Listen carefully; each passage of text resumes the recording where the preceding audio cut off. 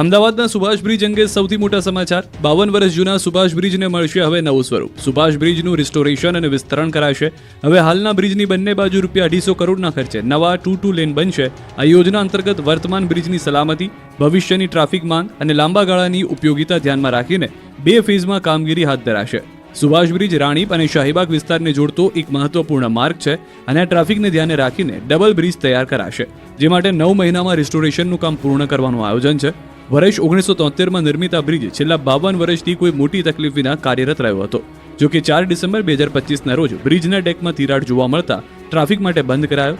શહેરમાં વધતી ટ્રાફિકની માંગને ધ્યાનમાં રાખીને માત્ર રિસ્ટોરેશન સુધી સીમિત ન રહી હાલના બ્રિજની બંને બાજુ નવા 2 લેનની તૈયારી કરવામાં આવી છે. આ સમગ્ર પ્રોજેક્ટ માટે અંદાજિત ખર્ચ ₹250 કરોડ રાખવામાં આવ્યો છે. વડોદરાના ડીઈઓ વધુ એક વખત વિવાદમાં આવ્યા. ડીઈઓ મહેશ પાંડે વિધાનસભા દંડકના પગે પડતા જોવા મળ્યા. ડીઈઓ વિધાનસભાના દંડક બાલકૃષ્ણ શુક્લના પગે પડ્યા. મહેશ પાંડે સાંસદ ખેલ મહોત્સવના સમાપન કાર્યક્રમમાં પગે પડ્યા. જાહેરમાં સ્ટેજ પર ક્લાસ 1 અધિકારી નેતાને પગે લાગતા અનેક સવાલો ઉઠ્યા છે. સુરતમાં હાર્દિક પંડ્યાનો શાહી અંદાજ લક્ઝરી જી વેગનમાં એરપોર્ટ પહોંચ્યા. સ્ટાર કપલની એન્ટ્રી જોઈ સુરત એરપોર્ટ પર ફેન્સની ભીડ ઉમટી. જી વેગનમાંથી ઉતરતા જ હાર્દિક મહિકાના લુકે કેમેરાની નજરો ખેંચી. એરપોર્ટથી પ્રતિષ્ઠિત એનઆરઆઈ પરિવારમાં સગાઈ સમારંભે પહોંચ્યા હતા. સ્ટાઇલિશ એન્ટ્રી સોશિયલ મીડિયા પર વાયરલ થઈ ગઈ. એરપોર્ટ પર હાર્દિકની બાજુમાં ગર્લફ્રેન્ડ મહિકા શર્માની હાજરી ચર્ચામાં રહી. સુરતમાં હાર્દિકની મુલાકાતે પર્સનલ લાઈફ પર ફરી ચર્ચાનું વાવાઝોડું. 31 ડિસેમ્બર નજીક આવતા સરહદી જિલ્લાની પોલીસ થઈ એલર્ટ. 31 નજીક આવતા જ વલસાડ જિલ્લામાં પોલીસ એલર્ટ મોડ પર છે. જિલ્લામાં ઠેર ઠેર વાહન ચેકિંગ કરવામાં આવી રહ્યું છે. જોકે રાજ્યની વલસાડ જિલ્લામાં આવતી આંતરરાજ્ય ચેકપોસ્ટ પર વિશેષ સુરક્ષા બંદોબસ્ત ગોઠવવામાં આવ્યો છે. ત્યારે સંઘ પ્રદેશ દમણ, દાદરા નગર હવેલી અને મહારાષ્ટ્રની હદ પર આવેલી આંતરરાજ્ય ચેકપોસ્ટ પર વલસાડ જિલ્લા પોલીસ દ્વારા ચેકિંગ કરવામાં આવી રહ્યું છે. પોલીસ ત્યાં કાર્યવાહી દરમિયાન દર વર્ષે લાખો કરોડ રૂપિયાનો દારૂનો જથ્થો પણ ઝડપાય છે. સાથે જ નશાની હાલતમાં ગુજરાતમાં પ્રવેશતા શોખીનોને પણ પોલીસ દ્વારા સબક શીખડાવવામાં આવે છે. આ તરફ ગીર સોમનાથ જિલ્લાની સંઘ પ્રદેશ દીવને જોડતી બોર્ડર ચેકપોસ્ટ ઉપર જિલ્લા પોલીસે ચેકિંગ શરૂ કર્યું. દીવમાંથી નવા વર્ષની ઉજવણી કરી નીકળતા પીધેલાઓનો નશો ઉતારવા પોલીસ સજ્જ બની, જેમાં ડ્રિંક એન્ડ ડ્રાઈવ કરી અકસ્માતને રોકવા પહેલ કરાઈ. નવા વર્ષને મનાવવા ઘણા લોકો દીવમાં જાય છે, જ્યાં એક તરફ પ્રવાસીઓ દીવમાં આવવાની તૈયારી કરી રહ્યા છે, બીજી તરફ ગીર સોમનાથ પોલીસે પણ તૈયારી કરી લીધી છે. તો વળી કેટલાક કિસ્સામાં વિદેશી દારૂની હેરાફેરી પણ થતી હોય છે, જેની સામે પણ પોલીસ સજ્જ બની છે. સુરતમાં જનતાએ દેશી દારૂના અડ્ડા પર કરી જનતા રેડ. 31 ડિસેમ્બર પહેલા બુટલેગરો બેફામ, પોલીસની સાથે હવે જનતા પણ થઈ છે સતર્ક. સુરતમાં દેશી દારૂના અડ્ડા પર જનતા રેડ પડાઈ. પાલનપુર ગામમાં દારૂના અડ્ડા પર જનતાએ રેડ કરી. ગામના મહાદેવ ફળિયામાં ચાલતા દેશી દારૂના અડ્ડા પર જનતા રેડમાં અડ્ડા પરથી દારૂની પોટલીઓ પકડાઈ. સ્થાનિકોની વારંવારની ફરિયાદ છતાં કામગીરી નહીં થતા જનતાએ જાતે જ રેડ કરી હતી. સ્થાનિકોનો આક્ષેપ છે કે પાલ પોલીસની રહેમ નજર હેઠળ દેશી દારૂના અડ્ડા ચાલી રહ્યા છે.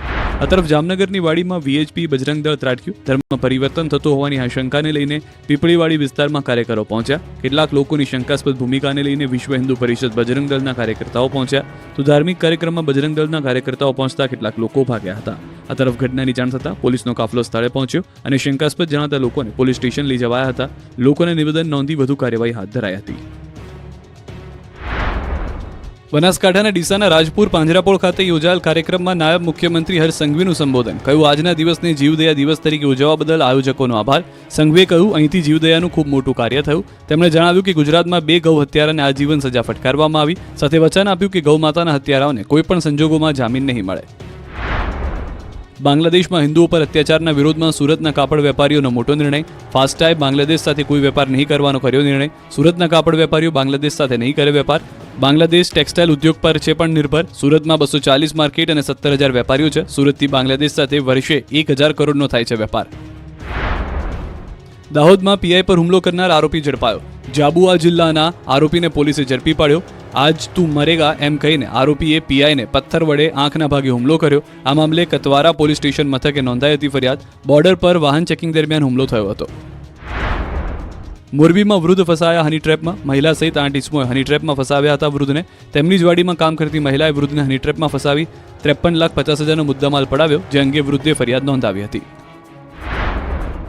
અમદાવાદમાં એસીબીની વડોદરામાં સફળ ટ્રેપ. પીઆઈ વસાવાના નામે 2.5 લાખની લાંચ લેતા આરોપી ઝડપાયો. આરોપી સુરેશ તોલાણીને એસીબીને લાંચ લેતા રંગે હાથે ઝડપ્યો. જમીન મામલે ફરિયાદ દાખલ કરવા 5 લાખની માંગી હતી લાંચ. ફરિયાદ પહેલા 2.5 લાખ અને ફરિયાદ બાદ 2.5 લાખની શરત મૂકી હતી. લાંચની રકમ સ્વીકારતા સુરેશ તોલાણીને એસીબીએ રંગે હાથે ઝડપી પાડ્યો. ભરૂચના જૂના તવરા ગામે દીપડાના આતંકથી ગ્રામજનોમાં ભારે દહેશત. તવરા પ્રાથમિક શાળા નજીક દીપડા એક વાછરડાનો શિકાર કરતા વિસ્તારમાં ભયનો માહોલ. અવારનવાર દીપડાની અવરજવરથી સ્થાનિકો પરેશાન. હાલ વન વિભાગ દીપડાને પકડવા પાંજરું ગોઠવી ચૂક્યો, સાથે લોકોને સાવચેત રહેવા અપીલ કરી. અરવલ્લીના ભિલોડામાં અરવલ્લી બચાવો રેલીનું આયોજન કરવામાં આવ્યું, જેમાં 12 સામાજિક સંસ્થાઓ જોડાઈ. પક્ષાપક્ષીથી દૂર રહીને યોજાયેલી આ રેલીમાં કોંગ્રેસના આગેવાનો પણ હાજર રહ્યા અને મામલતદાર ઓફિસ સુધી વિરોધ પ્રદર્શન કર્યું. આંદોલનકારીઓ મુખ્ય માંગણી છે કે 100 મીટરની મર્યાદામાં તાત્કાલિક રદ કરવામાં આવે નિયમને અને પહાડોમાં ચાલતી ખનન પણ સંપૂર્ણપણે બંધ કરવામાં આવે. અમદાવાદ પોલીસ કમિશનર ભદ્ર દરવાજા વિસ્તારની મુલાકાત કરી ટ્રાફિકની સમસ્યા દૂર થાય તે માટે જરૂરી સૂચન કર્યા. ઉચ્ચ પોલીસ અધિકારીઓ પણ હાજર રહ્યા. સીપી હાલ અલગ અલગ વિસ્તારમાં મુલાકાત કરી રહ્યા છે. ટ્રાફિકની સમસ્યાની પણ નિવારવા માટેના પ્રયત્ન હાથ ધરાશે. સરદાર પટેલની 150મી જન્મજયંતિની ઉજવણીના ભાગરૂપે રાજકોટથી ખોડલધામ સુધી 3 દિવસીય સરદાર એટ 150 સ્વદેશી પદયાત્રા આજથી 28 ડિસેમ્બર દરમિયાન યોજાનાર છે. આ પદયાત્રામાં ધારાસભ્ય રમેશ ટીલારાના માર્ગદર્શન હેઠળ આયોજિત કરાઈ છે. સરદાર પટેલના વિચારો, આદર્શો અને રાષ્ટ્ર નિર્માણના સ્વપ્નને માત્ર સ્મરણ પૂરતા ન રાખી જનજીવનનો અભિન્ન ભાગ બનાવવા માટેના ઉદ્દેશ સાથે આયોજન કરવામાં આવ્યું. વડોદરાવાસીઓ માટે મુશ્કેલીના સંકેત. સિટી બસ સંચાલકોની છે મોટી ચીમકી. નવા વર્ષની શરૂઆતમાં વડોદરાવાસીઓ માટે મુશ્કેલીના સંકેત મળી રહ્યા છે. 2.5 કરોડથી વધુની બાકી રકમ મુદ્દે સિટી બસ સંચાલકોએ વડોદરા મનપાને અલ્ટિમેટમ આપી દીધું છે. સિટી બસ સંચાલકોનો આક્ષેપ છે કે 2 મહિનાથી બિલ નથી ચૂકવાયું, જેના કારણે ડ્રાઈવર, કંડક્ટર તેમજ કર્મચારીઓના પગાર ચૂકવવામાં મુશ્કેલી પડી રહી છે. સાથે જ ઈંધણ અને જાણોની ખર્ચ માટે પણ નાણાંની તંગી વર્તાઈ રહી છે. અનેક રજૂઆતો છતાં મનપા તરફથી સ્પષ્ટ જવાબ ન મળતા હવે સિટી બસ સંચાલકો આકરા પાણીએ આવ્યા છે. સિટી બસ સંચાલકોએ ચીમકી ઉચ્ચારી છે કે જો બાકી રકમ ન ચૂકવાય તો 1 જાન્યુઆરીથી બસ સેવા બંધ કરાશે. હાલમાં ચીમકીની સૌથી વધુ અસર વડોદરાવાસીઓને થઈ શકે છે. સિટી બસ સેવા બંધ થાય તો વિદ્યાર્થીઓ અને નોકરિયાતોને ભારે હાલાકીનો સામનો કરવો પડી શકે છે. તો મુસાફરોનું માનવું છે કે બસ બંધ થશે તો રિક્ષા ચાલકો ઉઘાડી લૂંટ ચલાવશે અને મહેનતની કમાણી રિક્ષા ચાલકોને ચૂકવવી પડશે. આ તરફ સિટી બસના કર્મચારીઓની પણ કફોડી સ્થિતિ છે. કર્મચારીઓનું કહેવું છે કે જો પગાર સમયસર નહીં થાય તો અમે રજળી જઈશું અને આ વખતે તો ઉપાડ પણ નથી મળ્યો. આ તરફ જામનગર મનપા સામે પાણી માટે પૈસા બાકી હોવાનો દાવો. જામનગર શહેરને પીવાનું પાણી પૂરું પાડતી મહાનગરપાલિકા આજે ભારે નાણાકીય સંકટમાં ફસાઈ છે. જામનગર મહાનગરપાલિકા નર્મદા સહિત ઊંડ 1, સસોઈ અને આજી 3 જેવા 4 થી 6 જળ સ્ત્રોતોમાંથી પાણી મેળવી શહેરમાં અંદાજે 150 MLD પાણીનું વિતરણ કરે છે. પરંતુ નર્મદા કેનાલના પાણી બદલ રાજ્ય સરકારને ચૂકવવાના રૂપિયા 270 કરોડથી વધુ બાકી છે, જ્યારે કુલ વ્યાજ સાથે જળ સ્ત્રોતોની બાકી રકમ 963 કરોડથી વધુ થઈ ચૂકી છે. આ નાણાં ચૂકવવા માટે અવારનવાર રાજ્ય સરકાર અને મહાનગરપાલિકા વચ્ચે પરામર્શ થયો હોવા છતાં હજુ સુધી કોઈ ઉકેલ આવ્યો નથી. અનેક રજૂઆતો છતાં પણ પ્રશ્ન યથાવત રહેતા વોટરવર્ક્સ શાખા પર આર્થિક દબાણ વધતું જાય છે. છોટાઉદેપુરમાં બ્રિજ માટે ગ્રામજનોના દેખાવ. છોટાઉદેપુરના નસવાડીના જેમલગઢથી આલિયાઘોડા તરફ જવાના રસ્તા ઉપર લો લેવલનો કોઝવે તૂટેલી હાલતમાં છે. વર્ષોથી ગ્રામજનો પુલની માંગ કરી રહ્યા છે, પરંતુ તંત્રના અધિકારીઓ રજૂઆત ન સાંભળતા ગ્રામજનો રોષે ભરાયા. નિંદ્રાધીન તંત્રને જગાડવા માટે ગ્રામજનોએ કોઝવે પર આવીને સૂત્રોચ્ચાર કર્યા. આ ફળિયામાં 400થી વધુ લોકોની વસ્તી છે. તમામને તૂટેલા કોઝવેના લીધે હાલાકી ભોગવવી પડી રહી છે. સ્થાનિકો 30 વર્ષથી પુલની માંગ કરી રહ્યા છે. હજુ તેમની રજૂઆત કોઈએ ન સાંભળી હોવાનો સ્થાનિકોની ફરિયાદ છે.